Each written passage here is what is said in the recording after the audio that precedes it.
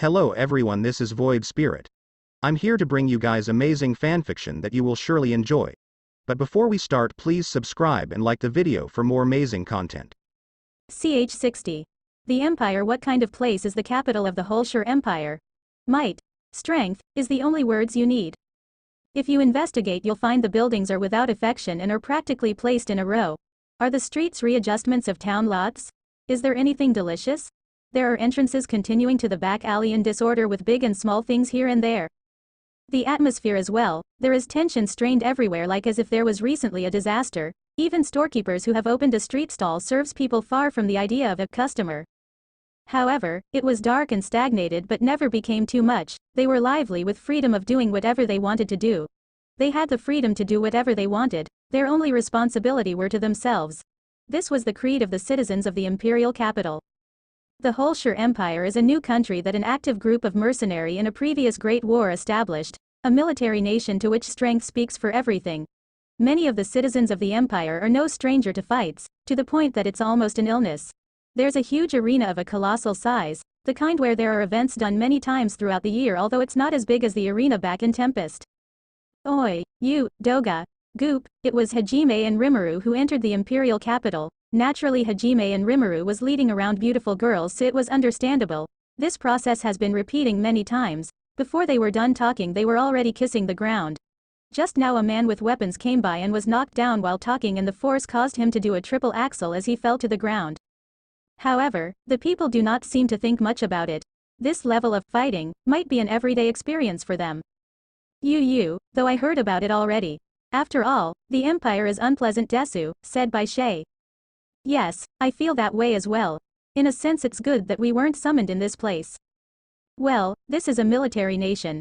Far from firepower being minimal, even the residents, there are many who have combat experience. The bad atmosphere is natural, the fighting is natural. Wanting to live is everyone's desire, mistress, said by Rimuru while looking around the place. Apparently, Shay didn't like the imperial capital. Though Yu, Sakura and Akame are silent, they also nods in agreement. After all, this country isn't liked by women. Especially for Shia, the things she sees breaks her heart one at a time, while Chloe and Seal didn't actually care about the city itself. Shia, don't look so much. There's no helping them even if you see. Hajime spoke to Shia. Yes, that's right, followed by Rimuru. Should we just destroy this kingdom? Said by Seal. Wow, hold on, the Seal-san, we didn't came here to spread distractions. I know, I'm only joking. While Rimuru and Seal are talking, all that Shia sees are slaves of the demi-human species. The slaves are being bought and sold actively. The empire allows the use of slaves, so business is very prosperous. There are children of the demi-human species turning their gaze to Shia as they were put in their cages with price tags on them. Shia's expression is clouded. I cannot permit it. Though we're all living, the slaves. Kuki, who was walking behind Hajime and Rimuru, was grinding his teeth. He seemed like he would charge right in if left alone. The influence of the church is strong. Even the Hairhigh Kingdom has a strong sense of discrimination against demi-humans. The matter of keeping demi-humans as slaves tend to be evaded, because there was no chance of Kuki and them seeing how demi-humans were treated in the castle. Therefore, there might have been extra shock to their minds. However, it would be bad if he actually charges at them. Hajime promised in his heart that he would pretend to not know him immediately if such an event happened, while Rimuru was ready to stop Kuki if he even tried to. Though, we don't have to worry because we have a reliable person here, the man of the world, Shizuku, is here, so we don't have to be worried at all. Now, Kuki is getting fired up while being lectured about this and that. Ryotaro, the muscle for brains, fuels it. Suzu casually holds them down. In a sense, they make a good team. Though the team seems to fail quickly if not for the women. That's right, wasn't Shizuku proposed to by the emperor? Said by Suzu. Rimuru give an irritated look on that statement. That's right, there was that too. Shizuku frowns as she remembers something she didn't want to. Seal looks at Shizuku and lets out a sound, with a slight smirk. Shizuku frowned more at the glance. Kuki has a bitter expression nearby. Apparently, not only the country but also the emperor seem to be dislikable. About that, Nagumo-kun, Rimuru-kun, where exactly are we going? Shizuku, dodging the women who seem to want to hear the details at any moment, the talk was redirected to Hajime and Rimuru. The Adventurer Guild first of all. If the gold rank is used, most information can be found through questioning, Hajime said. The group them headed toward the adventures of course. Rimuru don't think that the information on Rive and Sol can be found at the Adventurers Guild. However, there might be the case of an event or rumor related to it. While the group are walking towards the Adventurers Guild, Hajime notice that Shay is anxious. Hey Shay, don't worry about them, we'll find them and return them. Hajime spoke to Shay while grabbing Shay's hand. Thank you Hajime-san, Shay said. Don't forget about us, we will also help, Chole said. You can count on us Shay, Yu said. Everyone thank you, Shay said to them. After we rescue the two, should we turn this whole place to ash? Rimuru said while smiling. You're joking right Rimuru? Asked by Shizuku. Who knows, Rimuru said and just keeps on walking.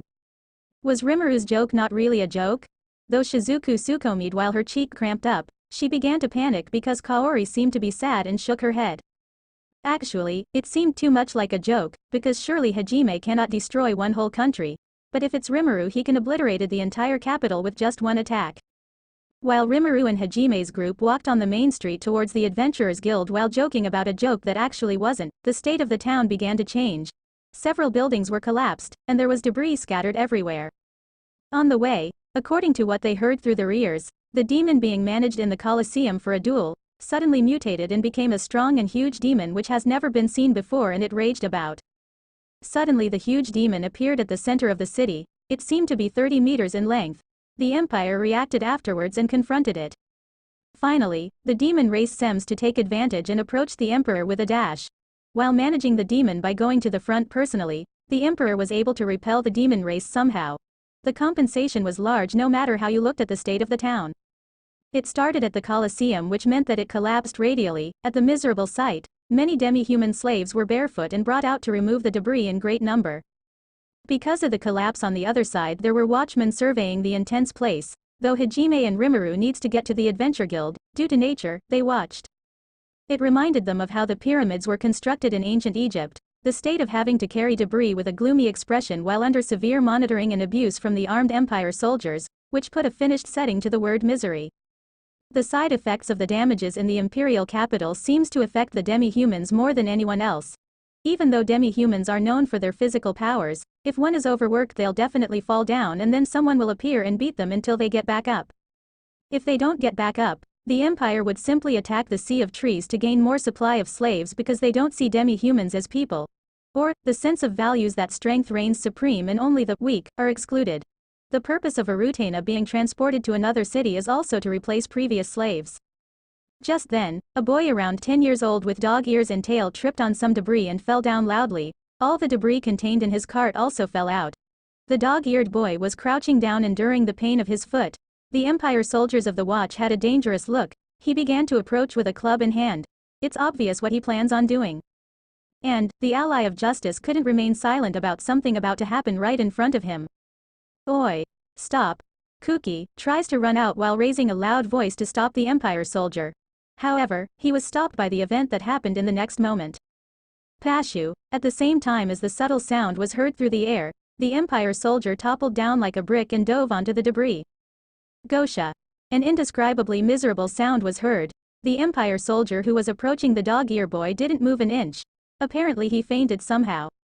Afterwards the Empire soldier's co-worker came rushing in a hurry. After seeing his condition, he shook his head with an amazed expression and carried him away somewhere, leaving behind the Inumimi, dog-ear boy.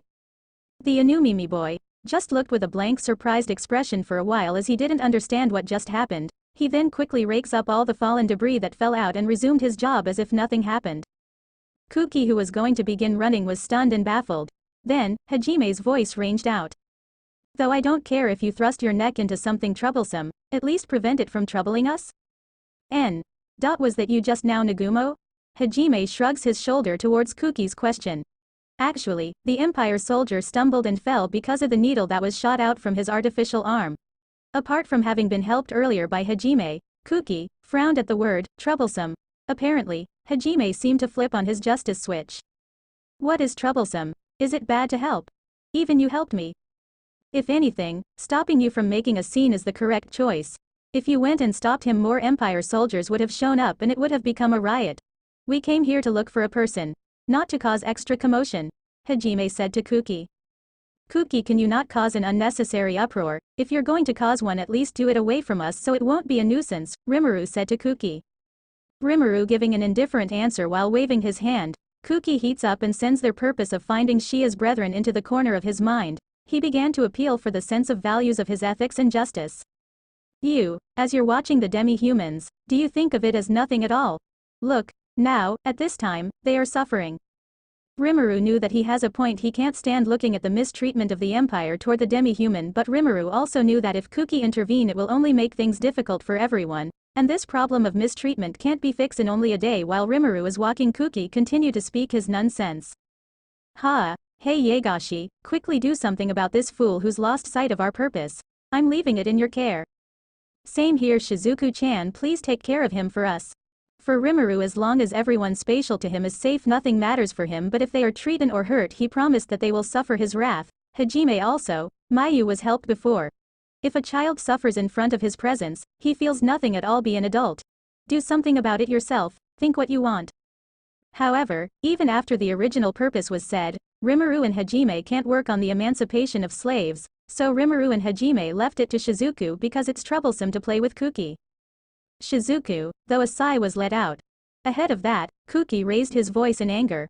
Apparently, he seems to not like that Hajime and Rimuru had relied on Shizuku for this incident. Shizuku has nothing to do with this. Right now, I am talking to both of you. Hajime, you value Shia, so why are you deserting these demi-humans? As Kuki's voice became loud, people in the surroundings began to pay attention. Some of the remote Empire soldiers and watchdogs began to glance towards the group frequently. Here we go. Rimuru said to himself. Hajime didn't want to stir up any more unnecessary trouble with the authorities. Therefore, he rolled his eyes abruptly towards Kuki. Imanogawa. I'll say it one more time for you who has bad memory. Alright.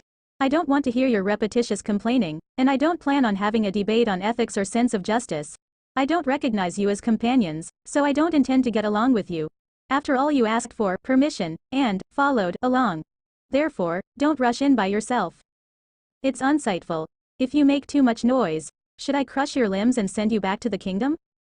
I said it a while ago, but I don't intend to interfere with you either. Therefore, while you're still in range, don't do anything that will trouble us. We came here to look for Rive and Sol. There is no time to be distracted on other things. And Shia is more important than other demi-humans to me. Hajime turned away from Kuki's glare, as if uninterested, while Rimuru and the other girls just stayed silent and walks away. Slavery, it's completely natural in this world. Though they're certainly receiving cruel treatment, it's bad to help a demi-human that's been enslaved in general, because it counts as stealing another person's possession. Still, it's probably necessary to think about it eventually. The resolution to fight against the Empire itself to create a method of abolishing the slavery of the demi-humans. As it is, even if they help the slaves with force, there's a threat of retaliation and the demi-humans would be captured and treated more harshly than ever before. Kuki stares at the back of Hajime and doesn't move. Still being urged by Shizuku and them, he finally let it go reluctantly.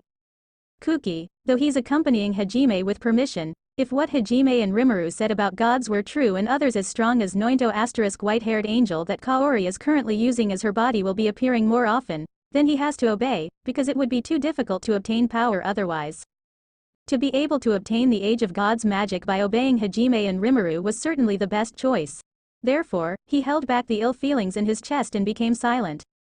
With the delicate atmosphere, only Kuki's group, they reached the Adventurers Guild at last. There are tables put in the large space for miscellaneous things, and 2 counters. One counter for the procedures and receptionist, who was also a woman, while the other counter was a bar. There are fellows drinking in the daytime here and there. If there wasn't, they felt like Tsukomi-ing to help with its revival. When the 2 brothers set foot inside, due to their familiar encounters, both understood. In other words, vulgar glances would be placed on Chole, Yu and the others. Therefore, Hajime, while moving towards the counter, used pressure, while Rimuru unleashed a little bit of his Demon Lord's Haki as soon as they stepped in. As expected of a military nation, even as they drank there was no one who fainted. They began to expose caution and sobered up altogether. The receptionist at the counter, there's no radiance from her as seen in the other towns. Only looking down on the 2 brothers with an expression of no motivation. The 2 get the feeling that they should state my business quickly. I want information. Recently, was there any demi-humans which had been captured here in the imperial capital a few days ago? Hajime asked. To Hajime's question, the receptionist gives Hajime a suspicious look. This is because the content of the question was strange. The receptionist just pointed towards the bar counter, whether it's a regular system or it became too troublesome to deal with. Such information can be heard there, the receptionist answer. As Rimuru looks towards the counter followed by Hajime, the two sees the figure of a man past middle age, polishing glass. Apparently the bar also counted as a place for information gathering. The receptionist returned to doing what she was before, as if declaring that her work is done. Rimuru shrugs his shoulder and walks towards the bar counter followed by Hajime and the others. There are dangerous glares appearing from the adventurers. Kuki and Ryotaro also react and glare back. Suzu seemed to be weak in these cases and shrinks back behind Shizuku. Holding the hem of Shizuku's clothes, she looked cute for a moment. Rimuru goes up to the counter and asks the same question as Hajime asked to the receptionist to the bartender. However, the other party just kept polishing glass while disregarding it. Hajime's eyes narrowed and Rimuru had some annoyed look. Then, this here is a bar, not a place for children to come and play around. I don't plan on having anything to do with people who can't drink. Leave quickly. So he's looking for a drinking master, then I'll give him a drinking master, Rimuru said to himself. He's still just polishing glass to make it shiny, but he values his reputation. If you come here, and the liquor is drunk in great loads, he'll definitely be delighted. Rimuru places money on the counter. Hajime followed to place a money on the counter within poker face while secretly being happy about being able to taste a fantasy game hero's feelings. From the darkness in the corner of his mind, a mini Hajime asked, "You called?" Peeping out. "That's true. Master, I ask for the strongest and worst quality liquor you have in this shop," Rimuru said. "If you vomit, I'll kick you out, don't worry about us master," Hajime said. The master, the moment Rimuru and Hajime ordered, reluctantly pulled out a bottle from the shelf behind him and his eyebrow twitched slightly as he placed it on the counter with a paikui sound. Adventurers were all staring at the two because they felt cautious that the two wasn't just a kids, they understood due to the pressure that the two released. Hajime and Rimuru picks up the bottle and abruptly cuts the tip off with his fingertips. The action itself was fluid and people who understood held their breath. Even the master's eyes were widening a little. A strong alcoholic smell drifts from the bottle as soon as it was open. Shia and Kaori along with Chloe and the other who was by their side instinctively covered their nose due to the fumes. Kuki and them also backs away while groaning, "You. Hey, Nagumo-kun? Rimuru-kun? So, do you have to drink that? Shouldn't you stop?" "Yes, that's right. Both of you will absolutely vomit. Suzu already seems to want to vomit." "In the first place Rimuru, Hajime, let's have it be a better liquor if you both are going to drink it anyways." "It's as Kaori says, Rimuru, Hajime. Why did both purposely ask for that one?" Shizuku and them relay their complaints without restraint. Yu by his side pulls the hem of Hajime's clothes while frowning from the smell of the liquor while Sakura backs away a little along with Akame. Seal and Chole didn't actually mind the smell of the alcohol. "No, it's bad manners to not taste liquor that's open. Are you looking down on the liquor?" Hajime replies as they're worrying. "His right besides I want to taste a liquor from the Empire." Rimuru said while smiling. A smile slightly appeared on the mouth of the master from the joke. Of Rimuru and Hajime thought. The two got the master to smile. There must not be a lot of adventurers who respect the taste of liquor very often. "Ah," Kaori and the rest let out a voice as the two began drinking the liquor with horrible smell. Rather than pouring it into a cup the two is drinking it directly. Hajime's mind seems to be calm but deep within. "See, I am a drinking master, I've definitely lived up to your expectations." As the mini Hajime explains in the mind, his left arm begins to ache. While Rimuru didn't actually taste anything special about it, "Well, that's disappointing." Rimuru said to himself alcohol don't really affect him that much since even if all of Rimuru's resistance had been low alcohol will not affect him due to his poison resistance that is always active but if Rimuru try his best he might feel the effects of alcohol on him. Only the sound of Goku was heard echoing within the store from the throat of the two. And, in no time at all the whole bottle was drunk up in one go. An empty bottle was held in their hand. When they puts it on the counter, the master looked at the two while having a smile on his lips. Rimuru's eyes conveyed, "Any complaints?" towards the master. I get it. You are definitely a customer." The master put up both hands and showed will of surrendering while smiling wryly. "It's quite bittersweet." Hajime's act with a master to gather information was finished, with that the two was content with the outcome. By the way, Hajime has a constitution which will never get drunk no matter how much he drinks. The reason is because of poison tolerance. It's similar to Rimuru's poison resistance. Originally the delicious way of drinking liquor was instilled to him by his father and brother while in Japan. Though it was one of his best memories, it's become impossible for him to get drunk completely because of poison tolerance, so Hajime regretted for a moment. Duh. Is there any information on my question a little while ago? Of course I will pay a suitable value for it, Rimuru asked the master. No, I don't mind the same amount as the drinking money a while ago. You wanted to hear about the hooligans, right? There seems to be some information. Give us the details. Apparently, the master actually had suitable information on the matter. There seemed to have been a huge arrest several days ago. That time there was a group of rabbitmen who tried to escape the Empire soldiers through force.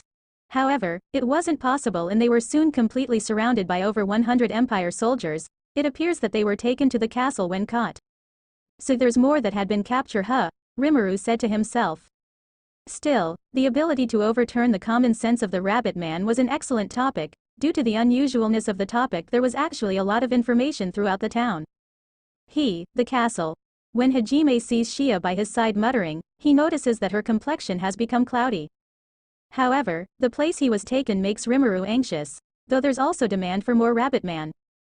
Hajime clenches Shia's hand under the counter in order to reassure her. Yu also does the same for her other hand. Hajime and Yu's feelings were transmitted to Shia, power returned to her eyes and she nodded. The master looks at Shia's hair color, which is rare for demi-humans. The relation of the rabbit man that was caught could be guessed. Hajime suddenly asked an unexpected question to the master in a light tone. Master, if I paid the price, the Imperial Castle, would you give me information on it? Hajime asked, which makes Rimuru realize what Hajime intended to do. Though your question sounds like a joke, it doesn't seem like a joke when I look at your appearance. Though Hajime was smiling, the eyes that looked straight at the master wasn't laughing at all. Due to the strange pressure, even master's expression stiffened up a little. The content of the question is tricky as well. If answered unskillfully, the intention of aiding a rebellion will appear. Mostly, because the Adventurers Guild is an independent organization, so there is no actual reason to have a rebellion in the Empire. Hajime, having based his assumption of this, asked his question and put the master in a bind. However, though the master is someone that belongs to the Adventurers Guild, it's also his home country. If it's known that he sold information on the castle's stronghold, he won't get away scot-free, therefore he cannot easily pass on that information. Because Rimuru had understand what the master was thinking, he started applying pressure, which caused the master to hesitate even more. So, the master finally decided on telling Hajime and the others of someone else who knew of the information to his question. There is a man by the name of Nadiru in the 4th unit of the patrol group. He's a former jailer. Nadiru. Alright, Hajime, well, visit him. We're indebted to you, master, Rimuru said with a bow. Because Rimuru didn't think that master would tell information about the Imperial Castle to them, the next best thing would be telling them to someone else who knew. Rimuru and the other left the Adventurers Guild and walked out onto the main street. Meanwhile, Shia asked Hajime about the exchanges from a while ago. Anyo, Hajime-san, Rimuru-san. Being introduced to a former jailer person a little while ago, by any chance? Ah. In order to hear about the details of the palace, I will try to invade it tonight while you and Hajime will go and collect information. You guys go off and eat a meal at a suitable place. Rimuru replied. Hajime nodded to Rimuru's instructions and said, we'll be back in 2 or 3 hours, Hajime. Shia's face changed to doubt after hearing Rimuru's instructions. Why is it only you three? Huh. And surely, Hajime, you're not just trying to get some time alone with you. Always. Nah. Is that so, Hajime-san? No, that's no good. Just what are you thinking in this situation? Mew?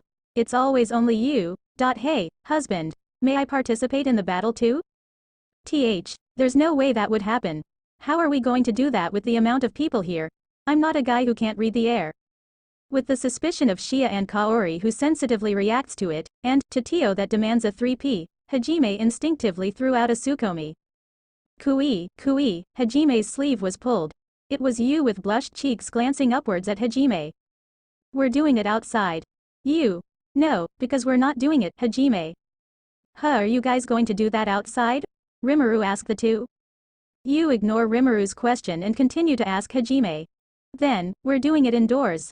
No, it's not a problem of where we do it. Please just leave it there. Mu, I understand. I'll prepare for the battle at night.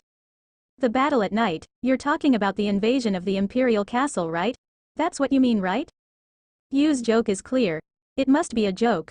though her eyes had a sharpness to them which resembles a wild wolf about to prance on its prey with a bewitching atmosphere. Should we also do it, Rimuru-san, said Chloe. I agree, let's do it, master, said Seal. Well, we can do that later, Rimuru said with a blush. Then it's a promise, said by Sakura. Akame didn't said anything, but she just stand there while her face is red as a tomato.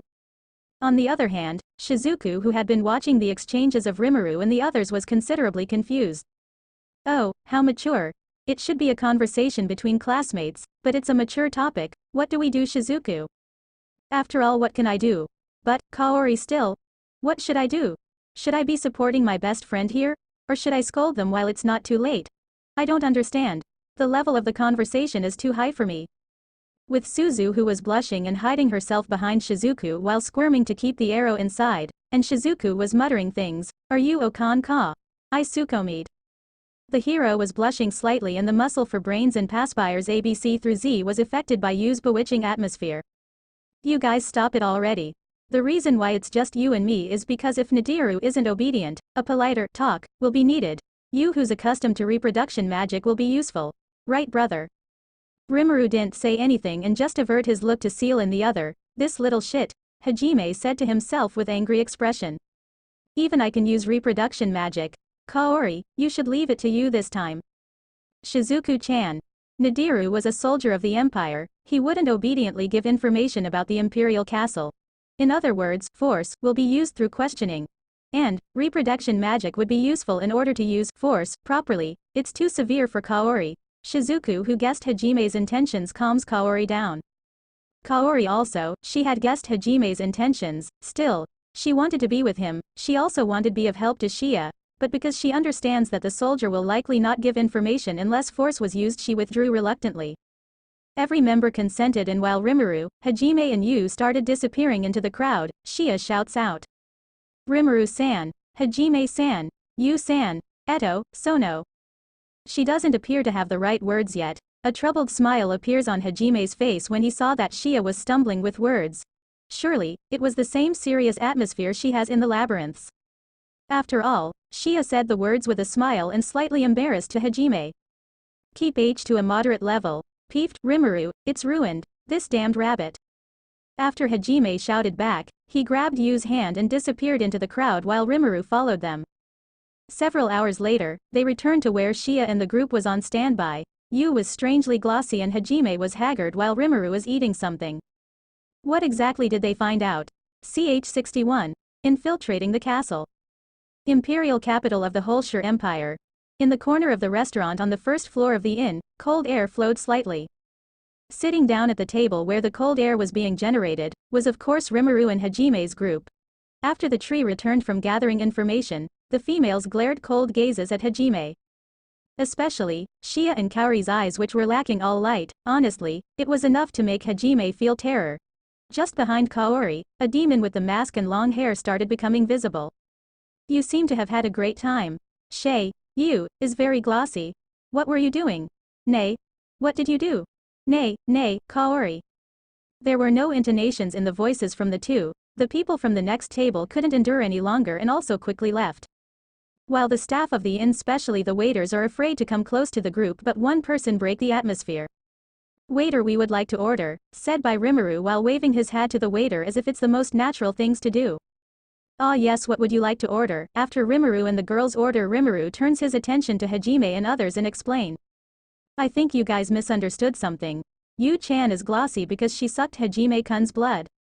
Kaori and Shay were misunderstanding Hajime's situation and were shocked when Rimuru told them the truth. Both of their faces became identically goofy looking. Did you guys really think I'd place my hands on you? Am I a dog in heat? Is that what you guys think? Hajime asked the two. Well, if you're gonna ask me, I think you. Dopan. Before Rimuru could finish his sentence, Hajime fired Donner at Rimuru, but like always it didn't even scratch Rimuru. Tisk, I will seriously kill you and your cheat ability. The Cookies group was shocked on what Hajime did and they look at the girls, mainly Chloe, Yu, Shay, Sakura and the other, but the girls just look at them as if saying that it's a normal occurrence. Hajime suddenly turns his sights to Shizuku's group. They immediately look the other way. It also appears that they also misunderstood completely. Jokes aside, we got the information that we needed. Tonight, we'll sneak into the palace where Rive and Sol are most likely being held. Though security seems to be quite severe, as long as we found them, we can quickly escape using space magic, so it shouldn't be that difficult. Only Hajime, you, Chloe, Seal and I will be infiltrating. While you guys should meet up with Pal's group outside of the capital. Because we'll transfer directly there, Rimuru said to the others. After some discussion on how they managed to get the information. Rimuru, right now, if they are in the Imperial Castle, shouldn't you just ask for them back? Lily should be there too, I'm a hero as well, I think we should manage if we just talk it out. Kuki said, completely late with all the efforts that have already been put in. Certainly, it's as Kuki said, with Kuki's words as a hero, an appointment for Liliana could be set up in order to ask for help. Rather than relying just on raw power, negotiations was also a choice. However, and what do they get out of it? Rimuru asked. We can't expect them to just give them up for free, they'll definitely want some sort of compensation. They'll definitely take complete advantage over it, there's too much risks. Also consider how they intend to save face as well. Even if they get freed it won't be over for them. Or, it will likely affect the princess who has to deal with the negotiations. Are you still fine with that? Rimuru asked them. The possibility certainly exists, Kuki just kept quiet. Perhaps, he also wanted somehow help with the situation. There was that thing with the demi-human slave a while back too, he couldn't ignore it and now continued to think about something. After a while their food arrived and everyone started eating, then Rimuru spoke up. Guys, I had a plan but we will need the cooperation of Kuki and the others. Us? Suzu asked Rimuru. After that Rimuru explained his plan to infiltrate the royal palace to save Rive and Sol while Kuki and the others make a distraction for the guards. Alright, well help, said by Kuki, thanks but we'll need you guys to wear this. Rimuru hand them over a mask that looks like those on Power Ranger mask. Everyone just look at Rimuru after he hand over the mask. What, we need to hide your identity, right? Yeah, but why does this mask looks like those in Power Ranger movies? Hajime asked Rimuru. It's better than nothing, right, unless you guys want to let the Empire knows your real identity. Alright, fine, said by Kuki. No to them, Rimuru just want to prank Shizuku. Alright, let's get ready. Outside the royal palace the shadow of 4 people could be seen with the moon shining behind them in a grand manner. Who are you guys? Don't think you'll get away after defying the Empire. The person who looked like the head of the platoon set out angrily towards the shadows. Furthermore, wearing those funny-looking masks, are you guys fooling around or what? No, we're not exactly fooling around, no matter how you look at it it's foolishness, especially, the pink-colored one. Do you feel that you're showing off your cuteness or something? I only feel sick when I see that mask, you damn sex offenders. I didn't have the intention to show off my cuteness. And it's not like I like that kind of stuff in the first place, I was forcefully, it's not my fault. Wait a second, don't mind what the uncle with the ugly face says, Shizu, don't make fun of pink. Suzu, yellow will really get mad. That's right. Shizu, it's alright to like pink and cute things. That's enough, if you hurt pink anymore, Red Mask won't forgive you. For the time being, Blue Mask also won't forgive you. As Pink Mask's shoulder dejectedly drops, all the other Kamen shout back at the Empire soldiers. The masked group's goal was to cause an uproar in the imperial capital, in order to help Rimuru and Hajime's group to invade the castle easier. Rimuru, who accurately saw through Shizuku's facade, in order to stop Kuki from doing reckless things. It was unavoidable unless another task was given to him. Definitely when they return, she swore in her heart that she would get revenge on him. While Pink Masks was being depressed, the heated-up Empire soldiers suddenly immediately catch those annoying masked guys, and attacked. However, although they aren't equal to Rimuru or Hajime and their groups in power, even still, they were summoned from another world, in other words, cheaters. The ordinary soldiers wouldn't stand a chance, one after another they were kicked about. Damn it all, those damn masked guys are all too strong. Damn you, Pink, more like, that sword that Red is holding, I get the feeling that I've seen it before. The angry groan while laying on the ground was cursed out from the Empire soldier. About 3 platoons were already unable to battle. The commander couldn't endure any longer and shouts out. Damn, you fellas, just exactly what is your purpose? To the question, Red Mask stopped and declared loudly. I demand that all demi-humans' conditions are improved immediately. In Rimuru and Hajime's part, they successfully infiltrate the royal palace. They headed towards the basements and there saw the jail war arrive and Sol are being kept. Hajime, you take the guards on the left while I take don't the guards on the right while the others search this place, Rimuru order. Alright, let's go, said by Hajime, and all of the start to move. Hajime and Rimuru takes out the guard who are guarding the jail in an instant. The one on the jail got up to see what is happening. Boss, leader, the two shout, "Yo, are you two alright?" Asked by Rimuru. This is another leader, said by Rive after freeing the two. Rimuru and Hajime meet up with the girls who manage to find other Rabbitman and get ready to leave. Thereafter that all of them meet up outside the capital where the others are waiting. Asterisk asterisk asterisk in the throne room in the royal palace a person can be seen giving a report. That is all I have to report. Good work, you may leave. Ha, after the resounding footsteps of the subordinate that left disappeared for a while, Holshire Empire's emperor, Gaharudo D. Holshire, turned his sights onto the girl who had been talking a while ago. It was Liliana SB Harihi, princess of Harihi Kingdom with a cleansed face. When she noticed Gaharudo's glance, it seems to be quite serious. In a worried voice, a troubled smile was returned. As a princess of the neighboring country, anxiety could be felt due to the report heard just a while ago. However, she knew not to interfere because she would only get in the way. Such an expression was shown. Geez, I'm troubled. Just after dealing with a ridiculously strong demon, some ridiculously strong masked people show up. The strength of those guys were certainly not a joke. About this matter, what do you think about it? Princess Liliana. I don't understand. Still, maybe it was the demon behind the scenes again? Because an impossible demon was used before, there may also be impossibly talented people as well? Yeah, that's right. There's a possibility of that. For example, one of those guys were able to freely manipulate high-level magic with ease. There was even one with a sword that gave off a dazzling light, nah? Yes, that's right. It's a fearsome thing, definitely. After being asked what their purpose was, they started blabbering about improving the treatment of demi-humans and their labor conditions. It's very frightening when it's too incomprehensible, is what I think. That's right, Liliana's expression doesn't collapse. Gaharudo was amusingly observing Liliana. It was an impregnable smile guard. That's because, rather than a smile pasted on, it was an indispensable royal family secret skill, able to change their smiles depending on the current situation without fail. However, Gaharudo did not miss the slight moment where her breath was disturbed. By the way, Princess Liliana, yes. Right now, where is Hiro-kun? The hero, presently, he's out traveling. In order to earn experience and power. Gee, and here I thought he surely came to the imperial capital. And, I remember hearing about the emancipation of slaves from someone before as well. Oh dear, Emperor Gaharudo, about what you've just said, have you confused speculation as truth? There's no way that would have happened, right? Ha ha ha, of course. Speculation without proper grounds cannot be considered a fact. Foo foo foo, yes, that's right, after a while, ha ha ha, foo foo foo. The laughter of the emperor and princess resounded throughout the reception room. Seemingly, though it looked like Liliana had confidence in her heart. What are you guys doing? Kuki and company, I mean, why masks? There should have been many other ways to hide your identities. To begin with, using your sacred sword will obviously reveal your true identity. What a bad prank. Absolutely, it was definitely someone's prank. And, the only one who would do this is definitely Nagumo-san or Rimuru-san Deizu. Why? Because of this prank, I the princess have to deal with this stifling conversation with the emperor. The two of them always treats me casually too, but unexpectedly the things they both does causes a lot of damage. Even though I'm the princess. Is, what she screamed inside. Apparently, Rimuru's masks were made in vain, their true identities were found out by both countries.